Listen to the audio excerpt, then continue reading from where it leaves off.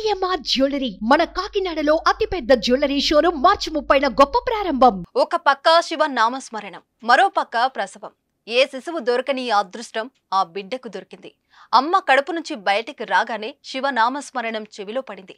దేశంలోనే ఆధ్యాత్మిక నగరాలలో ఒకటిగా ఉన్న ఉజ్జయినిలో చోటు చేసుకుంది ఈ అరుదైన ఘటన.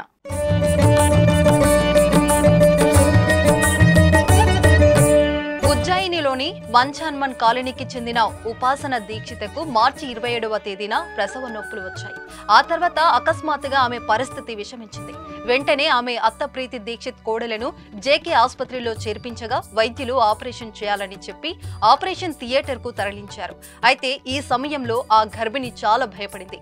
ఆపరేషన్ సమయంలో తన అత్తను శివ భజన చేయమని కోరింది.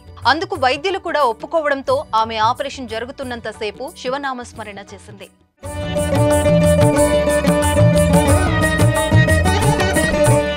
ఒక్కసారిగా శివ భజనలతో ఆసుపత్రిలోని ఆపరేషన్ థియేటర్ అంతా ఆధ్యాత్మిక వాతావరణం నెలకొంది. ఈ క్రమంలోనే ఉపాసన 12 మగబిడ్డకు జన్మనిచ్చింది. ఆపరేషన్ అంతా ఎలాంటి ఇబ్బంది లేకుండా జరిగింది. అయితే ఈ వీడియోను వైద్యులు సోషల్ మీడియాలో పోస్టు చేయగా వైరల్ గా మారింది.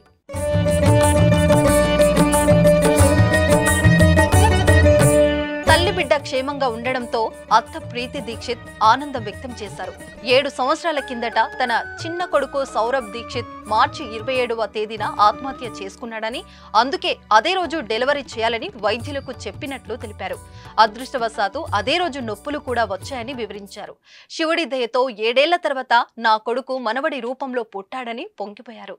సుమన్ టీవీలో మీ పర్సనల్ అండ్ బిజినెస్ ప్రమోషన్స్ కోసం కింది నెంబర్కి కాంటాక్ట్ చేయండి.